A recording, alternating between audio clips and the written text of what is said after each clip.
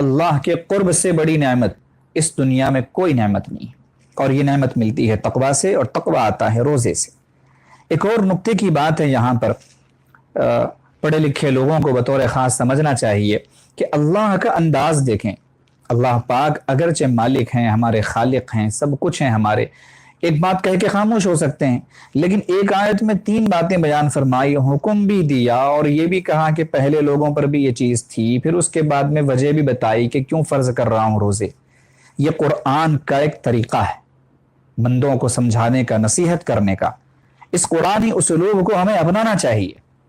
वो क्या है कि अल्लाह पाक को देखें, पहले अल्लाह ने प्यार से बुलाया, या अय्युहल्लज़ीना आमनू, जैसे बाप अपने बेटे को बुलाता है मेरे बेटे, माँ कहती है मेरे चांद मेरे बेटे, प्यार से बुलाती है, तो बच्चा मुतवज्जे हो जाता है माँ की तरफ, बाप की तरफ। तो अल्लाह ने प्यार भरा अंदाज पहले अपनाया, या अय्युहल्लज़ीना आमनू, ईमान वालो। तो अब हम मुतवज्जे हो गए कि भाई हमारे अल्लाह हमें बुला रहे हैं। उसके बाद में रोज़े की फर्जियत का हुक्म सुनाया, फिर उसके बाद में फ़ायदा भी बताया। क्या हम कभी अपनी बीवी को, बच्चों को, अपने नीचे वालों को जो अपने अंडर में हैं, उनको कोई हुक्म देते हुए इसका ख्याल रखते हैं? उनको बताते हैं कि भाई आपको ये हुक्म दिया जा रहा है इसलिए कि आपके जो सीनियर्स थे वो भी ये काम किया करते थे और इसका ये फ़ायदा है। ये होना चाहिए ताकि सामने वाले बंदे का जो है कॉन्शियस वो क्लियर हो जाए कि भाई क्यों ये बात कही जा रही है, इसके पीछे वजह क्या है। हम ये गलती करते हैं कि हम इसको समझते हैं स्ट्रेट फॉरवर्ड होना, कि भाई एक बात कह दी, बस कह दी, अब आगे कुछ नहीं कहेंगे। ये फिरौनियत है, ये एक बात कह दिया सो कह दिया, करना ही पड़ेगा आपको। ये स्ट्रेट वे, ये जो है ये गलत है। सुनने वाले को पूरी बात बतानी चाहिए, क्लियर करना चाहिए, ताकि उसको मानने में आसानी हो। यह कुरान मजीद का बताया हुआ उसलूब है। तो रमज़ान अल मुबारक का जो महीना है, यूं समझ लें कि वो मुसलमानों के लिए, ईमान वालों के लिए एनुअल वर्कशॉप है, सालाना वर्कशॉप है। आज के साइंटिफिक दौर में लोग जो है अपने आप को अपडेट करने के लिए, प्रोफेशनल जो लोग हैं, अपने प्रोफेशनल नॉलेज में तरक्की के लिए, उसको आगे बढ़ाने के लिए और अपने साथियों की इम्प्रूवमेंट के लिए सालाना कुछ ना कुछ करते रहते हैं वर्कशॉप की शक्ल में। तो ये वर्कशॉप का जो तस्वुर है ये प्रोफेशनल्स का नहीं है, ये आजकल के दुनियादारों का नहीं है।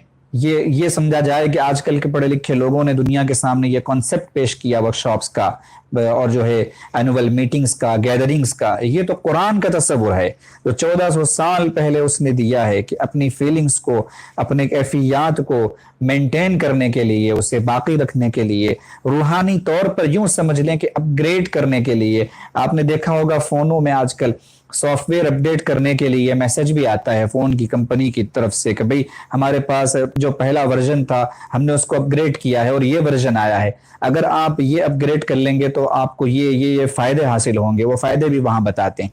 तो वो चाहते हैं कि अपग्रेड करते रहें।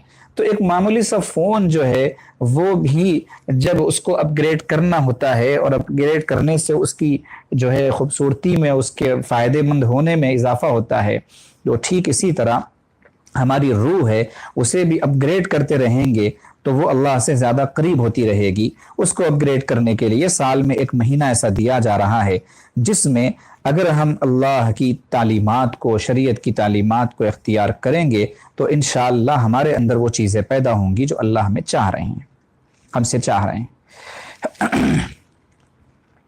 तो दीन इस्लाम ने ऐसी तालीमात दी हैं जो क़यामत तक के हर तकाजे को पूरा करने के लिए काफ़ी हैं।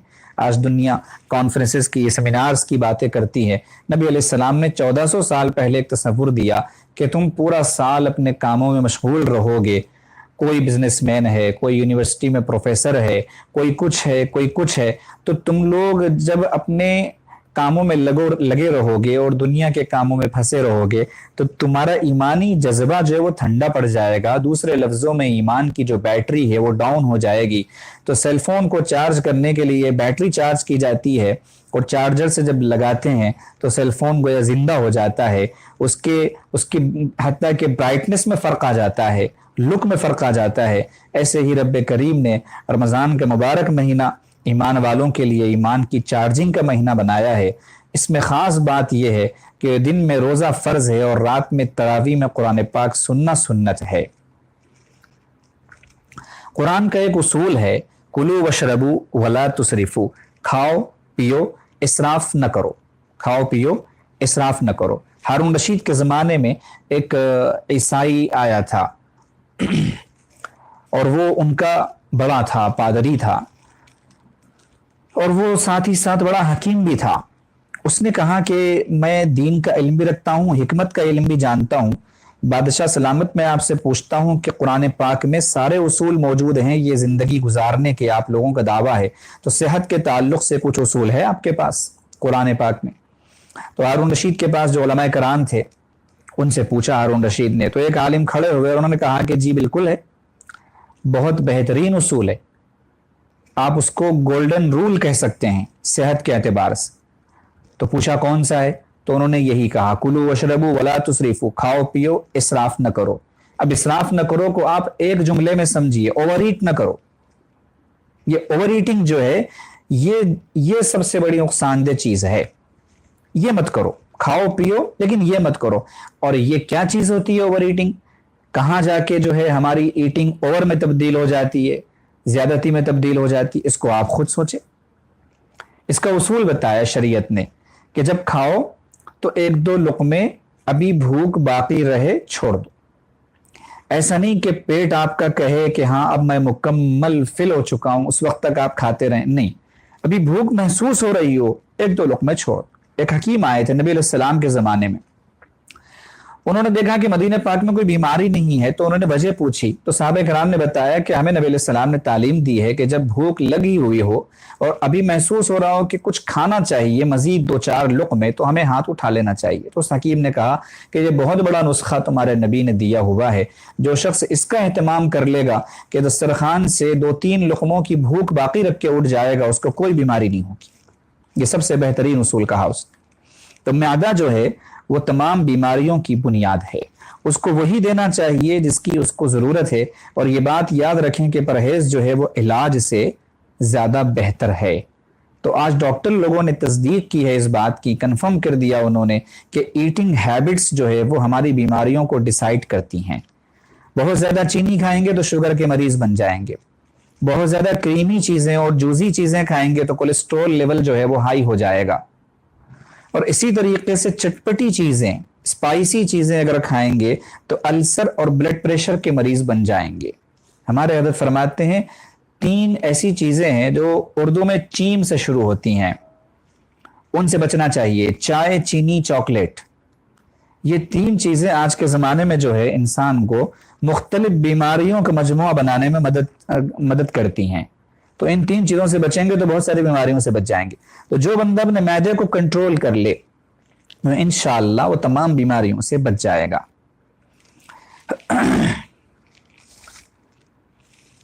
زیادہ کھانے سے انسان کے اندر جو ہے فیٹ بڑھ جاتی ہے، چربی وہ انسان کے اندر زیادہ ہو جاتی ہے، اور فیٹ کے بڑھنے کا جو پہلا ایفیکٹ ہوتا ہے وہ انسان کا موٹا ہونا ہے۔ انسان جو ہے موٹا ہوتا ہے، ویٹ بڑھ جاتا ہے اس کا، اور یہ ویٹ بڑھنا 100 مصیبتوں کی ایک مصیبت ہوتی ہے، کسی کام کا نہیں رہتا۔ وہ پیدل بھی چند قدم چل لے تو اس کو سانس چڑھ جاتا ہے، ہاں ہاں کرتا رہتا ہے، اب وہ چل نہیں پاتا تو عبادت کیسے کرے گا؟ دنیا کے بھی کام کا نہیں رہے گا، اللہ کے بھی کام کا نہیں رہے گا۔ تو صحت موٹاپے کو نہیں کہتے۔ ہم میں سے کتنے لوگ ماشاءاللہ ایسے عقل مند لوگ ہیں، کسی موٹے آدمی کو دیکھتے ہیں ماشاءاللہ بہت صحت ہو رہی ہے آپ کی، بہت صحت مند لگ رہے ہیں، بھائی الٹا کہو، اس سے کہو کہ آپ تو بیمار ہوتے جا رہے ہیں، آپ کا ویٹ بڑھ رہا ہے۔ یہ نہیں کہ وہ موٹاپا صحت کی علامت ہے، صحت کی علامت نہیں ہے۔ تو اوور ایٹنگ سے بہت ساری بیماریاں پیدا ہوتی ہیں، اس پر بریک لگائی اللہ پاک نے روزے کے ذریعے۔ تھوڑی دیر کے لیے آپ کو بھوکا رکھا، لیکن یہ بھوکا رکھنا ایسا بھی نہیں ہے اللہ کا کہ سحر افطار میں آپ کے لیے لمٹ رکھ دی کہ بس 2 کھجوریں کھائیے سحر میں اور شام میں 2 کھجوریں کھائیے، آدھا گلاس پانی پیجیے، ایسا نہیں۔ اس میں ماشاءاللہ آپ اپنی جو آپ کے بدن کی کیپیسٹی ہے، جتنا وہ چاہتا ہے، ریکوائرمنٹ ہے اس کی غذا کے تعلق سے، آپ اتنی دیجیے اس کو، لیکن اس میں اوور ایٹ اتنا کرنا جیسے اس کی مثال کہ ایک بزرگ تھے وہ فرماتے تھے ہمارے پاس کہ سحری میں جو ہے سب ایک دوسرے کو یہ بول بول کے کھلاتے ہیں کہ کھاؤ کھاؤ شام تک بھوکا رہنا ہے، شام تک بھوکا رہنا ہے، اور وہ بیچارہ اتنا کھا لیتا کہ 2-3 بجے تک اس کو محسوس ہی نہیں ہوتا کہ میں روزہ ہوں، بلکہ کبھی کبھی 4-5 بجے تک محسوس نہیں ہوتا، اور جیسے ہی افطار کا وقت ہوا تو سارے لوگ ایک دوسرے کو یہ بول کے کھلاتے ہیں کہ کھاؤ کھاؤ صبح سے بھوکے رہے، تو شام تک بھوکا رہنا ہے یہ سوچ کے سحری میں اوور ایٹنگ، اور رات دن بھر بھوکا رہے یہ سوچ کے افطار میں جو ہے اوور ڈائٹ.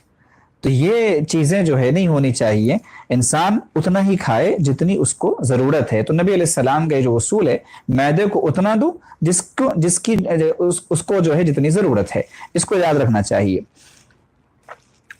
تو ایٹنگ ہیبٹ میں سب سے اچھی چیز یہ ہے کہ جتنی بھوک ہے اس سے 2-4 لقمے کم کھائے. نبی علیہ الصلوۃ والسلام کا یہی معمول تھا، ایک دن کھانا کھا لیتے تو دوسرے دن نہیں کھاتے، 2 دن کھا لیتے تو تیسرے دن نہیں کھاتے. نبی علیہ السلام نے ایک مرتبہ ارشاد بھی فرمایا، میں یہ چاہتا ہوں کہ ایک دن کھانا کھاؤں اور خوب اللہ کا شکر ادا کروں، اور چاہتا ہوں کہ ایک دن کھانا نہ کھاؤں اور صبر کروں. تو صحت مندی کا بہترین راز یہی ہے کہ اوور ایٹنگ سے انسان جو ہے وہ بچے.